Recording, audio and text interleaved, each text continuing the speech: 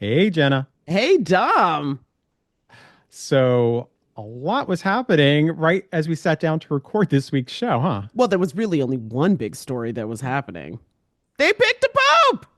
They pick up the bopa. I literally texted you. I'm like, Dom, they picked a Oh, they pope. pick up the popa.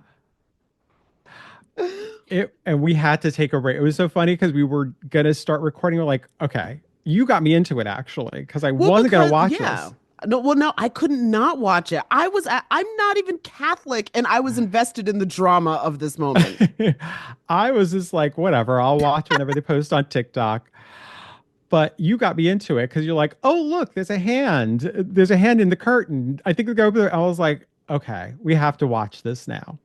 Yes. So what you're going to hear instead of our headlines is not only Dom and myself reacting to the American Pope, but on top of that, also what it's like covering a breaking news situation like this and, the joys and the pitfalls and just the hair pulling out consternation of managing broadcast, at least that's where we are, when sometimes you're just waiting for the big reveal. The big reveal. And then we also have part two of our interview with Pat King. And so excited for you to hear the rest of that story. So, let- Exactly. So let's start the show. Hi, I'm Jenna. and I'm Dom. You know what's funny? Not long ago, we were both breaking news. Now we're Breaking unemployment records. exactly just like thousands of other journalists who've been laid off from newsrooms across the country. Yeah, and after the shock wore off, we kept asking ourselves, what the hell do we do now? And over many, many cups of coffee, And maybe a few drinks. we realized we had a unique opportunity here. Why not pull back the curtain on what's really happening in American media? Right? I mean, we've spent years in this industry seeing how stories get made or don't, and now we can actually talk about it. And trust me, there's a lot to talk about. From local news disappearing to social media reshaping journalism, we'll break it all down. And look, we're not here to lecture anybody. We just want to help make sense of the information that we're getting and maybe have some much needed fun along the way. So whether you're glued to the news, just trying to figure out what's real in your feed, or curious about the future of media, come hang with us. Welcome to Laid Off and Looking, a podcast where two journalists Are taking a critical look at American media.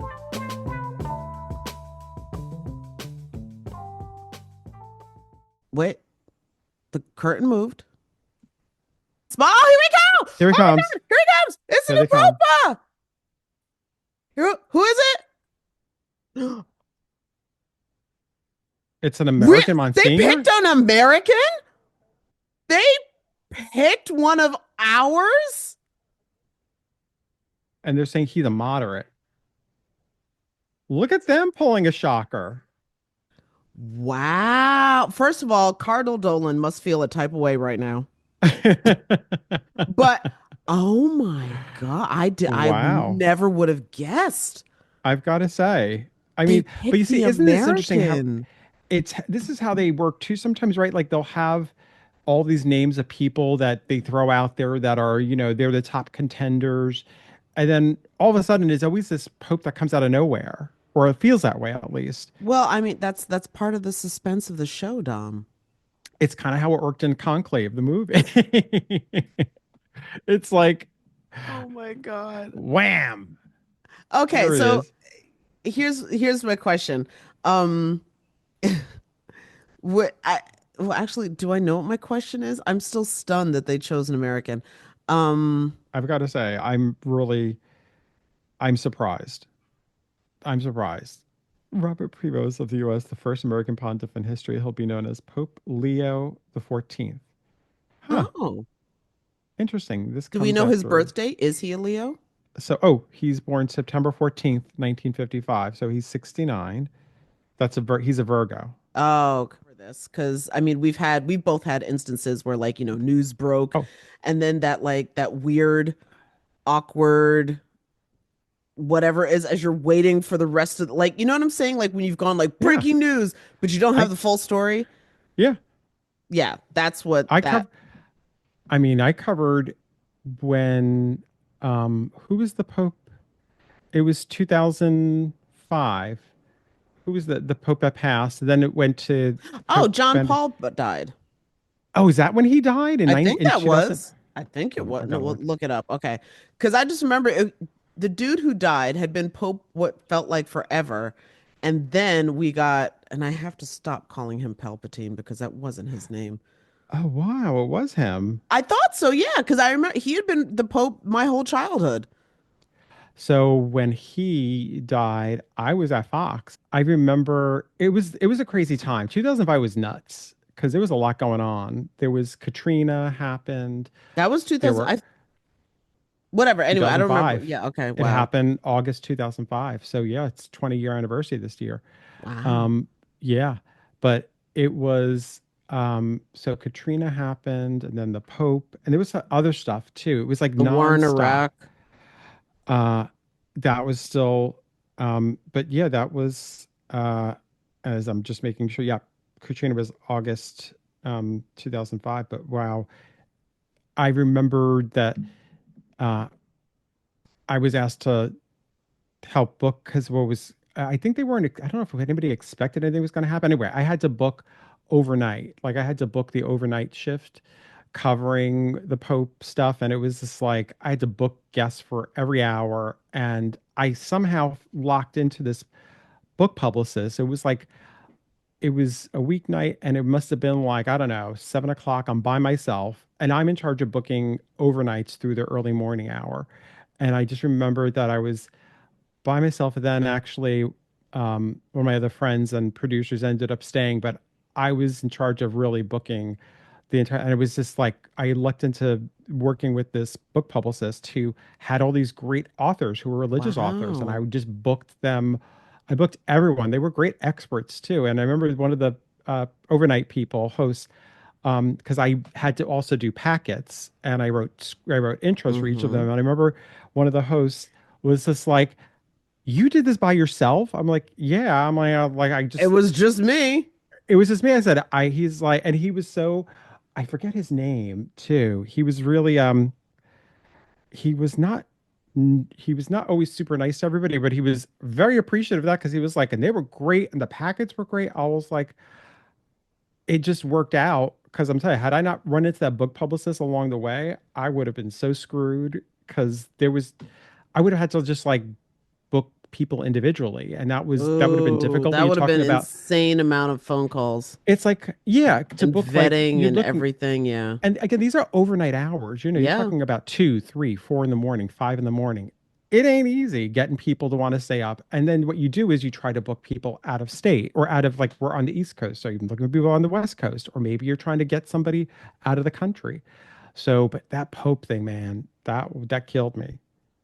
Well, if I were producing, so first of all, because we already complained about the moving the camera around, like I would have kept a single shot on the balcony, because that's really all anybody wanted to see. If I was producing, by the way, for television, even though for radio, I think it would have been more about, the anchor, because you got to fill that time. But as soon as it was clear who this dude was, we would have immediately, I would have had it set up and we would have immediately cut to a partner station or something in Chicago. Yeah, I mean, but That's where once you know that's that, exactly where, because if you're gonna, that's really where the celebration theoretically and the shock, by the way. and if you're a crew in Chicago, you know they are running around right now trying to get people who know who the new pope is, who were, whether it's family, people who work with him. Oh, yes, You're going through yes. everything. You want the personal story. You're trying to get I mean, this is huge in terms of historically, of course, it's the first American pope, but now this whole, and honestly, it's kind of really, I'm really it's shocked kind that of they went with smart. an American. It is I mean, okay. Give me your well, I theory don't on know. why it's smart. I'm thinking to myself, like, listen, I say whatever we want about where we fall in the world order. I think it's really interesting that they've Fall is the chosen. right word, Dom. Yes, yes, I know, but they're kind of trying to bet on something maybe of like it's a very this is like it's a again it's a first. They've never had an American pope, and this is an interesting time to have one who is from America. Who I don't know what maybe what different thought wise of how they run. how they run the church is different. I know they mentioned briefly that this new pope is a moderate. I don't know what that even means anymore. Well, It's like, that's I mean, I also get very it, true. but I am curious to see like the kind of excitement it brings in this country too, which is I as think we're far again, mostly stunned. but that's a big thing. Like, how often are you stunned? It would have been very predictable to keep the Pope as, you know, You know I what? think in the Because past, I was going to say, how often are you stunned? Given the state of current yeah. events, I would say frequently, but I'm not stunned in a good way. It's mostly like bad stunned. This is just like, oh my God. But it's, I think that's it's interesting, and I think for especially for Catholics here, I'm very curious. Like, I wouldn't, I would probably refer to myself as a lapsed Catholic. Like, I don't really. I was born in the Roman. I was born Catholic, but I followed it throughout much of my life. But I mean, I still have some ties in the sense of the traditions, but I wouldn't say I don't really follow anymore. But I find I'm very curious to see how people who are here, how they will see this. There is an excitement, and maybe that's what kind of part of what they're also going for too. I mean, listen, I get it. People will look and say they're a church, but they are also a business, and there's something to be said about headlines. Having the first American pope. Yeah. Well, I mean, they could. So let's see. It would have been a headline regardless, because if they had gone back to an Italian or to a European, Yeah, then that would have been a headline like, oh, the church goes back to its Italian roots yeah, or something like that. yeah. And if they had chosen a church from church, God, if they had chosen a cardinal of color, that would have been a huge headline. Like I That would have really been. thought like that the Filipino cardinal had a really good shot. Um, and but yeah, I never in a million years thought the Americans were in the running. But that's it. Why did we think that we weren't in the running? Because we're still a young country. We're still like compared to everybody else in the world, we're still a really young country. And you think about it, and it's kind of like, I just wow, America? We got a like pope? I know. I guess my thing is just I just considering the role that the Pope plays in the world, and I can't believe I'm saying this because I'm not even Catholic, but considering the role that the Pope plays in the world and the way that the world in general seems to be feeling about Americans right now, Hmm? I'm just like, you picked one of our guys? Like, I don't know if I was from another country and the Pope came and he opened his mouth and I heard an American accent, I cannot with you people right now. I mean, I'm curious how do you, again, I know as a when you're a host and you're hosting these types of things, like when you have to vamp that much, because sometimes, Oh, let's keep it that real, you is don't always have the work. guest. How and I get there's sort of a dance that you do right Oh, between there's like, totally a dance that you do. And there's stuff that like so you if we were working this, you mhm, would be in my earpiece and you'd be feeding me like just factoids or whatever that I could vamp about. You'd be telling me about we have this new guest up. Hopefully we had a guest in studio. Well, this is theoretically if we were in studio. So hopefully we had a guest in studio. Um you would have like a bunch of people who maybe we were pulling up via, mhm. satellite or whatever, blah, blah, blah. We might have some people coming in, but like it would be one of those as a host, it would be one of those it's not challenging, but it's something that if you're not accustomed to it, it's weird. You are fully engaged in a conversation with somebody while someone else or two Yes. other people are fully engaged in conversations in Well, your head. No, Jenna, I need it now. I need it now. I'm like mid sentence, just like yeah, I'm gonna have to put a pin in that yeah. and get Well, to that point. you have timing. You have people who are Yeah, counting you down to like, you have, 3 more minutes with this guest. Oh, we have breaking news. Oh, there's an exactly. update. And you have to hear that while still talking sometimes. And make it as smooth a transition as you can. And timing is big because, again, so for our show that we worked on together, we were live to tape, but we were still taped. So Right. we didn't have to build in like, funder breaks or like top of the Right. hour news breaks or something or commercial breaks. But if I was in public radio, we would have been live. And yes, all of those breaks would have had like, we're gonna hit the post, don't blow it. Yeah. Whilst also I am yip yapping in your ear. When I worked in cable, we used to, a big deal was to say you're blowing the brakes. Like, because that meant you were basically, really, you were saying we're screwing our Yeah. ads and we're screwing the money. And because we have Don't to. And F that with the used to be, money. but we had to do that a number of times. Like, you just like blowing brakes. We can't, because you would notice what is everybody else showing? That's the thing, too. Well, Like, did you're you looking guys at have a name for that? Because one of blowing the the brakes. oh, We blowing used the to, break. Okay, because we're one of the blowing the first brakes. stations I worked at, we used to call that going wall to wall. And that, well, wall to wall is more like that's coverage. How we said that for us, at least, we're doing wall to wall coverage on this was something that was decided beforehand or right during the process when you see something's getting big. But for like something like this, you're saying we're going wall to wall with this today. It Yeah, sort of had, for us, it mostly had a planned, unless there was some kind of tragedy, like something crazy that happened. And I think, I think an like, American such as Pope is kind of crazy. but this they planned probably. Like they as much as they could, they know like Yeah, once he's decided we're doing wall to wall. But for us, when you're in a breaking news situation when you're expecting to take breaks, then you're saying we're blowing through breaks. We're not, we're not coming out, we're doing this. And a lot of times you are watching your competition during this because you do want right, to see right. No, how is because you somebody else do doing have this. all the TVs on in the Yeah. newsroom. We have the wall Yep. of like what everybody else is, who, how everybody else is covering, who are their guests that they have on. Because sometimes you see guests that you're there, you're like, I want them. Oh my God, why can't we get them? How did they get them? Can get on the phone. Let's see if we could get Oh them. my God. And yes, that's when the EP's just like, get on the phone, make it happen. It's like, Make I'm it sorry, happen. I'll get the magic wand out. Yeah. Oh, and then the best part is when you have to sometimes be able to like track down where they are. You know where their studio is. Maybe you have the number for their publicist. Maybe you have like it's that's what you're looking out for because you're all looking at you want to have the best guests for your segments and also the host and the correspondents you have there too. Like we saw on CBS, like they were tossing to our correspondents who were in the crowd. Like you get different interactions. Like what's the crowd feel like? Then you have somebody else who's talking about the history. You have different people who are offering different elements. But I always, like I said to me, I always thought it's so being a host in those situations, there's so much pressure in terms of maintaining that information and knowing how to make the smooth transition through it all.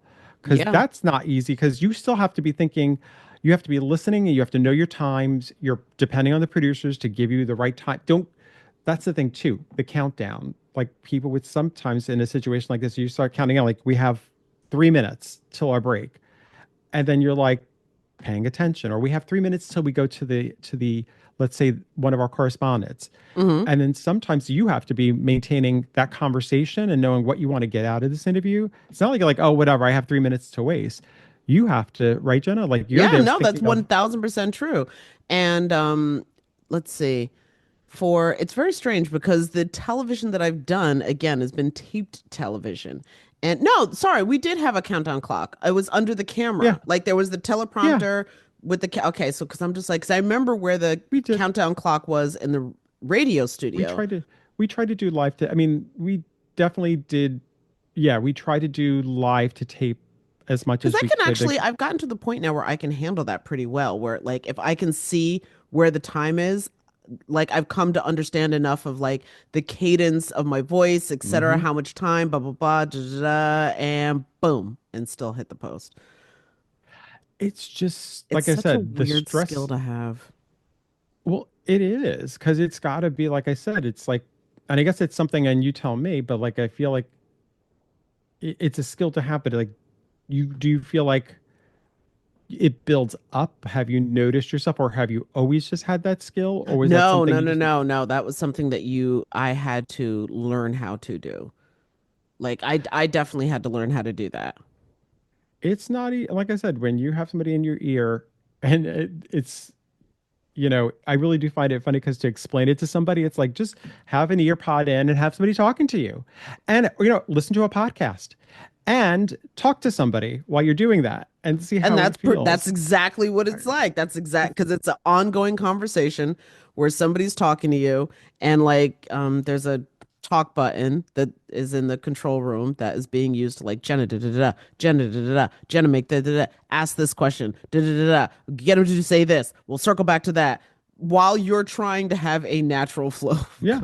And one which of my like favorite things that used to happen though used to be like it used to be funny. But I mean, listen, I get the people in the field when you're out there and you're the reporter and people are tossing to you, which I'm sure, like it and then let's say you have people in your ear because you're trying to maintain, like maybe you have a guest with you. If you're in the field and you have, like for this papal thing, maybe you're talking to a historian. So you have people in your ear telling you how much time you have. And let's say you prepare, I have 3 minutes with you, sir or ma'am, and this is where we're going with it. All of a sudden they come to like, you have 90 seconds. And you're like, okay, so you have to now change your conversation. And this is all done on the fly. This is done within like seconds, right? yeah Like you've yeah experienced that, I know, because and yes, it's, and the thing is that it's not just that you have 90 seconds, but you also have to wrap whatever this was up in 90 yes, seconds and make sure that whoever that guest is still feels like they've been respected and have some dignity in the fact that like, yeah, we don't have time for whatever the fuck you were gonna say. So I'm gonna it didn't always work where when we were at cable, when I worked in cable, that did not always happen, unfortunately. And you'd apologize. That was a tough part sometimes Yes, that because rarely did happen. That is true. it's no, I'm saying it definitely like for us it would happen because it was just a lot of times the host sometimes would be like it just depended on if they went long on a segment. And again, you go to the field and then that person has less time, or sometimes the reporter is the guest in the field and then they become that's a whole different story. Then you're going back and forth. You do as live sometimes. Something we would pre-record. That's like when you pre-record an interview with a reporter because Hmm. you knew that they had to leave and do something else, and therefore they were plopping that in the show. Um, it's just a lot that goes into when you cover these big breaking news stories that I don't know. Um, it's funny because it's a lot and it's exhausting. Yes. And Well, that's the other his, thing is that a well staffed newsroom, when something like yes, this happens, it like, and everybody has like, it can get messy and like the downtimes are kind of squishy. But when something like this happens in a well staffed newsroom where everybody is clear on what their job is, the whole place literally just comes together like a living organism. yeah. And, but it's also, it's a lot of adrenaline. And then when it's over, Oh, it's exhausting. And then sometimes you're just like, I don't want to go through that again. And then when it happens, sometimes depending, especially when it's something like this, which is more of a positive. You know what I mean? This is like celebratory, which is nice. Oftentimes it's not. You know what I mean? Oftentimes yeah, it's not, and you're it's not calling the fire department or the police department to get a clear count exactly. on like bodies or something horrible like that. This ends up being a lot of fun, but it's still a lot of work, and you're exhausted. And then sometimes you got to do it again next day, and you got to Oh, of just keep course, because don't reliving get it. me wrong, like after, your show or your shift or whatever is done, there's also all the planning that's like I said, everybody in Chicago, what are we going to be getting from them? How soon are Yeah, we going to be getting it? Who's going to be booking for tomorrow? What are we going to be talking to them about? American Pope, blah, blah, blah, history of the Catholic Church. We need to get somebody on that. We need to again, we're in New York, so get Cardinal Dolan, who, no, wait, yeah, he's still in the Vatican. It doesn't matter. That dude, the Vatican's got to have like a satellite setup room because that dude's going to be exactly. all over American, Oh, at least and New that's York. and good luck. That's a whole nother thing that used to be part of my job when I was working in that part of the industry was Oh having to my get book God. your you'd work with your I hope that satellite dude has department. like a granola bar in his like cardinal cape because he's going to be busy. He is, but you know what? Again, it's this is for the most it's a celebratory. It's a good Yeah. thing that people are talking about that even we got engaged with because it's fun watching it and I'm watching the not even whole Catholic and I was weirdly engaged and like, who is it going to be?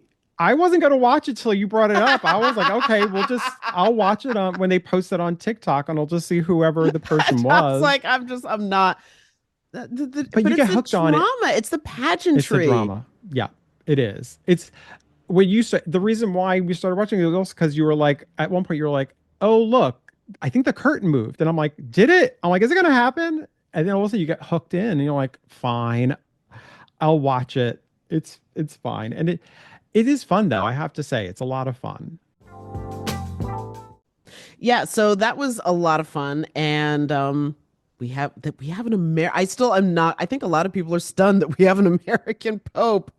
I know. I know. It's really I'm I am shocked about that, but it's fascinating to see how it plays out.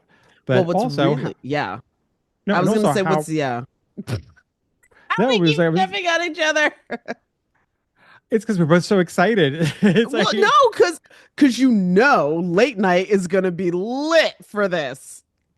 oh, it's gonna I mean, between late night and then of course SNL, the weekend, like there's so much here for them to have fun with. Exactly. And so, speaking of course, late night having fun, we're going to continue our conversation with producer extraordinaire, EP, senior producer, etc., Patrick King, continuing our conversation about especially what happens when a host goes too far. So, stay tuned. Well, And who's the it guardrail, FYI? well, the guardrail is honestly it's the researchers. They're the ones that usually are saying you can't say that. Like I mean, literally, they will say like you cannot say that. Like this is factually untrue. And my rule always was I will fight you on facts. I will not fight you on your opinion. Your opinion is your opinion, but if you're getting something factually wrong, we're gonna have a fight. But then again, like, too far at Full Frontal, when we decided to call Ivanka Trump the C word, that was my third day of paternity leave. And that would not have made it on the air. And one of my old showrunner actually texted me that the morning after. She said, "So I guess your baby was born." Because there was no one watching the shop, and Yeah. And Sam texted me the morning after. She said, "Pat, you've been gone for less than a week, and I think I broke the show." But that was definitely an example of going too far. And like, it's the thing with comedy is like you push the limits, but then you need to rein it back in before you actually put it out there. So it's, the way you hear like a lot of stand-ups talk about how they will like workshop things in small clubs before they actually put it into their special or whatever. That's what they're doing is they're pushing the limits to see like, oh, okay, this pissed people off. I don't want to do that. This works. And it's sort of the same thing with late night writers is what you always want to do as a producer is let them go as far as they want and then you rein them in. You don't want to shut down the creative process while they're going through it. But then sort of once you have a script, then you go, okay, we got to rein this in. We got to bring that back a little bit. And when the guardrails aren't there, sometimes things end up on the air that probably shouldn't have been. And that was yeah. one of those examples. So But does that mean that you, as executive producer, is the most important person in the room? no, not saying that at all. Because also like I would get overruled. Like I wasn't a showrunner. I was showrunner-ish. Okay. I was showrunner adjacent. Um, but I didn't have final say on everything. There were times that if I really put my foot down, we wouldn't do something, but there were also times that like I got overruled. And because at the end of the day at Full Frontal, Sam was final voice on everything. So I could make my case to her. I could make my case to everybody on staff. And if at the end of the day I got overruled, I got overruled. And it definitely led to pieces on the air that I was uncomfortable with. They were factually correct. I just didn't always agree with where we got. And um, so, it's a give and take because also like everybody at the show has agency. Like everybody, like one of the things, again, I can only speak for the three shows that I worked on. I can't speak for Hmm. every show. But like one of the things was always best joke wins. It doesn't matter who pitched it. If the EP pitched it, if the writer pitched it, if a PA pitched it, it doesn't matter. Like if best joke wins.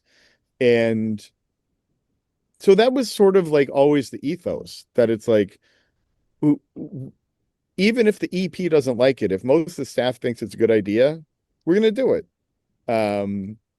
So it's, it's, that is what it is. I mean, it's one of my favorite jokes early on at the Daily Show was an over the shoulder joke that we had something written for. And after our morning meeting, an intern went up to one of the writers and said, I actually think like I have a pitch. Is that okay? And the intern went to the writer and the writer was like, yeah, what is it? And he pitched it and it ended up being on the show and it killed. So it was like that sort of dynamic is what makes these shows work, like a real egalitarian sort of thing. Yeah, I was going to say there's a much more rigorous hierarchy in most news departments. Yeah. Yeah. I mean, it's like, and that was actually a big change that John brought to the Daily Show because it was coming out of that 90s era of like the writers are the kings of the show and even the hosts don't really have a say. And John really brought that mentality of anybody that pitches, like the writers are not more special than anybody else because everybody does something at this show that makes this show work. And without them, and if you don't take them seriously, this show won't work. And it was a really great thing that he brought, and that ethos went on to Last Week Tonight. It went on to the Late Show with Colbert. It went on to um Full Frontal. Like that ethos has carried through a lot of shows. And I always talk about like people think about like the impact of Jon Stewart politically, and it's true. I mean, huge. But the other thing that you don't realize is the way that he shaped the culture of all these shows. Mm-hmm. And it's, you know, Oliver, Colbert, Sam, all had their own shows. Hassan Minaj had his own show. Um, Cordry, Helms, Carell, like all these people that came through the Daily Show that, I mean, Jessica Williams, come on, like, like all these Yeah. Jessica Williams was like 23, I think, when she came to the Daily Show.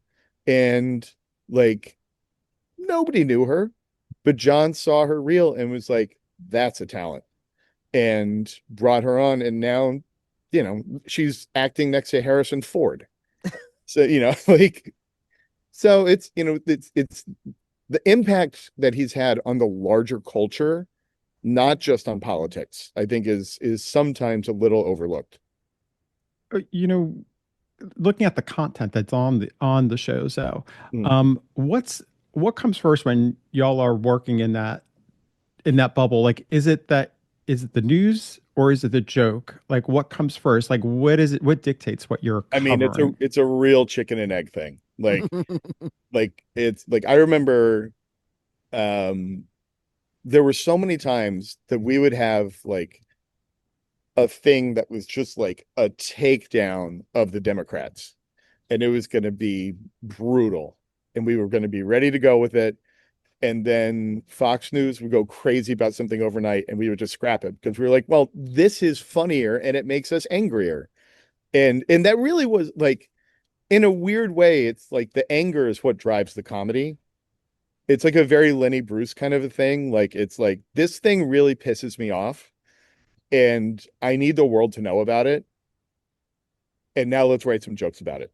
And a lot of times some of the stuff is so cartoonish that it's very easy to write jokes to it. And sometimes you really have to like think about it and ponder it. And that's why like, that was also like why we would hire writers from all sorts of backgrounds. Some that came from stand up, some that came from journalism, but like you needed a bunch of different sensibilities. Otherwise, you would just always end up with the same jokes.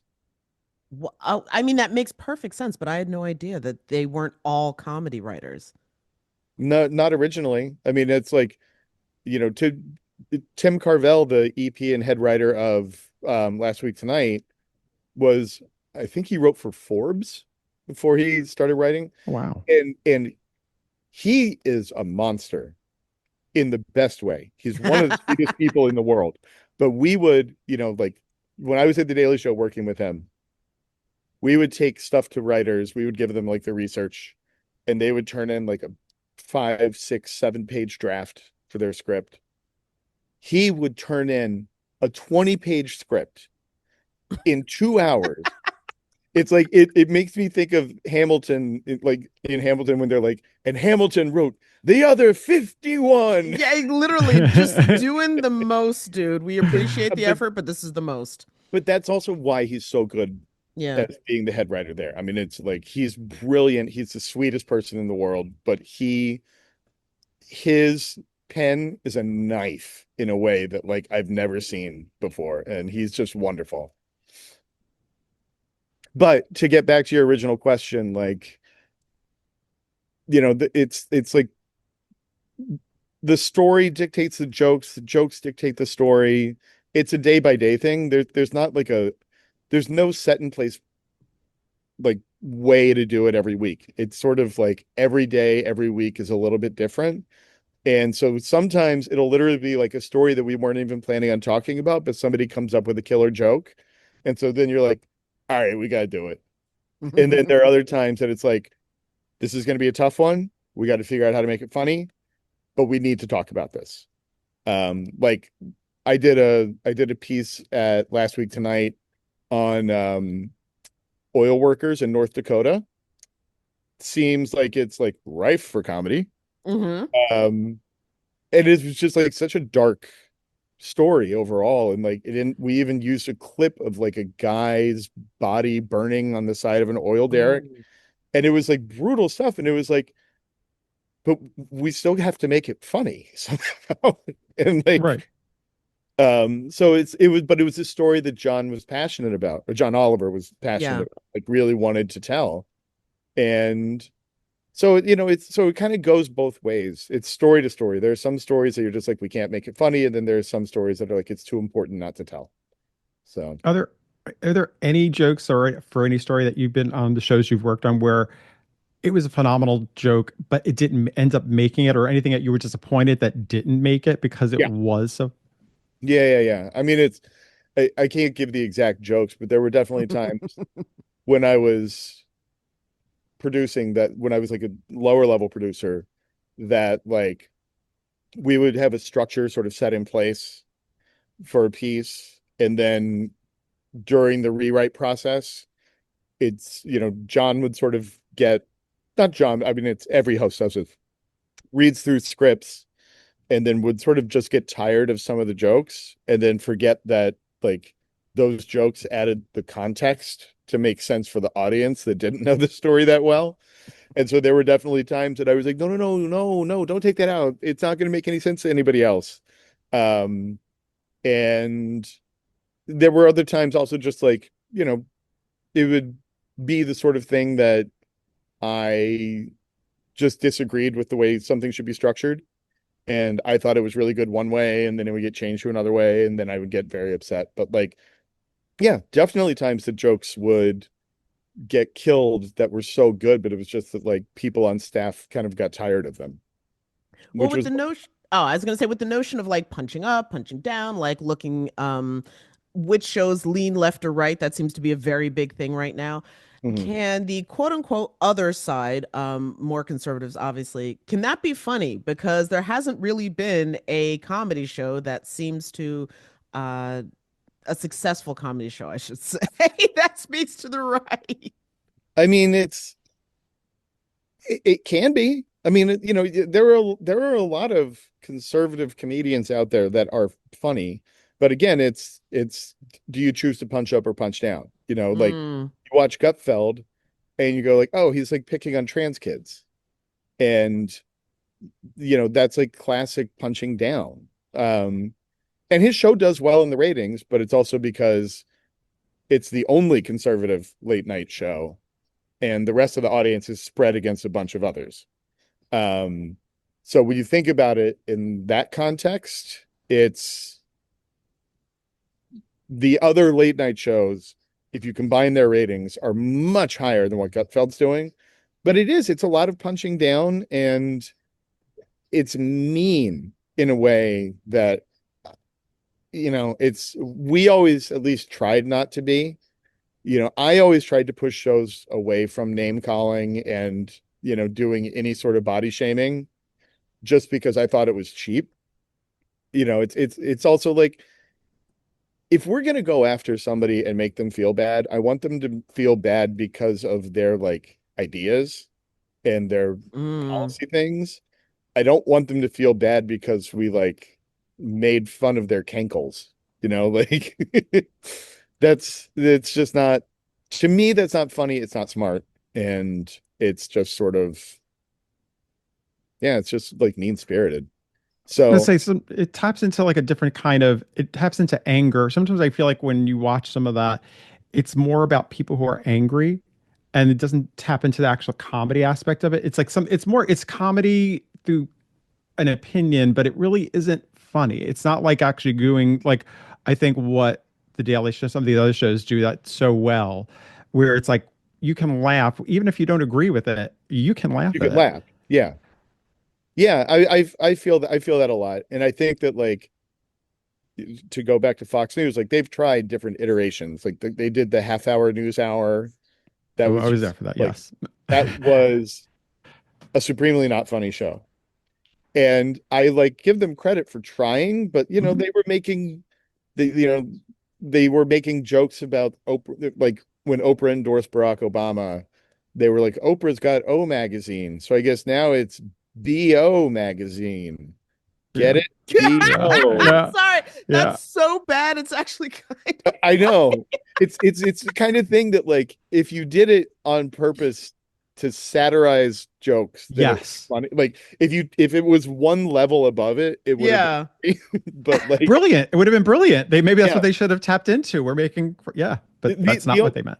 the only sketch on there that I enjoyed was there was one where it was about like a talk show where it's a bunch of atheists and they keep like the person interviewing the people on the panel one by one, like the lights keep falling on the atheist heads, and then finally it's just one atheist left and it's like, yeah, I believe in God, I believe in God, okay. Like it was actually kind of clever, like it was kind of fun, but like overall it was just terrible.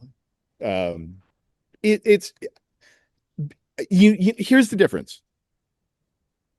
Those shows come from a place of ideology and add the comedy onto it. Whereas the shows that I've worked on come from a place of, this is what moves us, and it doesn't matter if it's Democrats or Republicans, liberals or conservatives. It's something happened that made us feel something. And that's what you're going to go with. And that's where the comedy comes from because it flows out of that so easily. But they start from an ideological place. They come from we need to protect our people. And I'm not saying the people at these shows don't have biases. They do, obviously. We But all do. yeah, everybody does. But that wasn't where we came from. It never came from like, what is our liberal stance on this story that just happened today? It was, this story happened today. Here's why I'm mad about it. Now let's write jokes to it. All If right. that's probably the easiest way to boil it down. Um, but it never came from a place of like, oh, we can't say that about Barack Obama. It's like, you it was never like we need to protect the tribe sort of a thing. It was like, we're gonna make jokes about it. Like we were brutal on Obama I on was like gonna say on you the guys phone went stuff. in on Obama on, Yeah. on the Daily Show, and if I just my favorite joke that felt so freaking true was the one trying to explain they're never gonna let you in the car. You're bringing an NPR tote bag to a knife fight. I still use Yeah. that line to people now. I know, that was such a great line. I wish I could take credit for it. The only thing I can really take credit for is the name of our inauguration coverage for Obama was, um I pitched it to John the day after the election. I couldn't believe that he remembered it, but Rebirth of a Nation. And I was like, it kind of hits on a bunch of levels. And then also naming Ali Belshi the Prophet of Doom. The writer added in the hairless part, but I came up with the Prophet of Doom, and he apparently is very tickled by that. So Love that. Absolutely love yeah. that. Okay, so we're wrapping up, but I do want to ask, so given everything that we've talked about and the way that people are, again, getting their news and information and digesting, what do you think happens when comedy news shows become the most trusted news, where that's no longer a joke at the beginning of the Daily Show, the most trusted comedy news show, it just Yeah. becomes the most trusted news show? Yeah. I mean, my personal feeling is that you can't um you can't get the jokes and can't get everything if you don't already have a foot into the news already.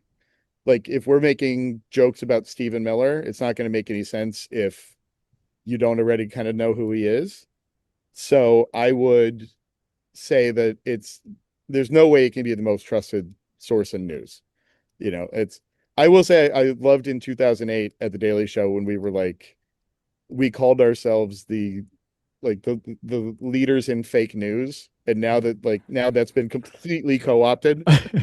But but I don't know. I think that the thing that's changed is like the Daily Show still does what they do, and they do it very well. A lot of the other shows have started doing their own journalism and their own research, which even at the beginning of Last Week Tonight, like Oliver would not have admitted that that's what they were doing, but that is clearly what it is now. Um, and it's just because, again, like we get back to resources, like these shows have more resources Mm-hmm. than a lot of news shows. And I think that there's like a different sensibility between the people that produce these shows versus the people that produce a lot of news. Like these shows aren't necessarily always going for like this is the hottest story of the day. It's the like this is again like this is what made us angry. This is what we found joy in. This is what we could write jokes to. So it's like it's kind of the same thing, but it's also kind of the sensibilities are just very different. Um, I'm not saying that it's better than the other. It's just different. How did you, so what was your journey to becoming like a late night journalist? I well, my plan when I went to school was to be a war correspondent. I thought that I was going to be like dodging bullets in Afghanistan. And then sort of along the way, like I was bartending one night and I had the Daily Show on while I was cleaning up. And I saw John interview Stephen Hayes in 2002 in the lead up to the Iraq War. And John like really was really well researched and like really went at him. And I was like, that's where I want to work, is like the guy that like is making hysterical jokes in the first and second act, and then in the third act doing this incisive interview. And that's sort of what led me to pursue working there. It actually was like comedy was not my focus. Um, and I think that's sort of what John appreciated about me also, was that I wasn't the person in the room that was always just trying to get my joke on the air. I was like the person that was like, no, here's the interesting story. Here are the sound bites we can use. Here's why it's important. And you guys make it funny. I can tell you what to talk about. I can't tell you what jokes to make. I got to that point later, but yeah, that's sort of what led me to it was the lead up to the Iraq War and the way that John was representing what I saw as the truth better than anything I was seeing on the news. Um, and I just sort of like held that with me the entire time that I worked in late night, that it was like it's truth first, jokes second. Nobody will ever say that, but it's true. Like, I mean, it's the most famous line from The Simpsons is it's funny because it's true. Um, but it's that's right. Like, you have to be so careful about getting things correct before you can add the jokes. Because if you're just going wildly, lefty conspiracy stuff, it's not gonna work because people are gonna call BS on you. So Well, anyhow, listen, Pat, it's been absolutely great. This has been a fascinating conversation and illuminating, and I think gives more insight into perhaps where all of this is going, because definitely news media is in a transition, whether we like it or not. yeah, So, well, but also, I mean, just one last quick thing. yeah, If you see where things are migrating now, it's, so much of news consumption is being delivered through TikTok, where people are doing short, funny, not that always well researched, but it's the same. I feel like it's the same thing. Like, instead of sitting down for 30 minutes and watching a late night show, people are consuming it in, like, snackable bites. Mhm. But that's where this type of news consumption is going. It's funny, pretty well produced, hopefully well researched stuff that's showing up online on TikTok. So we'll see where it goes. I'm just exactly. hoping that these Mhm. shows stick around for a while because I love them. So do Same we. here. So do we. Pat, it's been a pleasure. Thank you so much for joining Thanks, us. Pat. Thank you so much for having me on. Laid Off and Looking is an independent podcast conceived of and created by Jenna Flanagan and Dominic Camia. Music provided by Jake Howitt. Research by Laura Rothenbucker. You can watch and follow us on YouTube. Or you can listen and follow us wherever you get your podcasts. And if you have any questions or suggestions, we want to hear from you. So leave a comment. We do check them. Or reach out to us anytime at laidofandlookingpod@gmail.com. New episodes every Friday.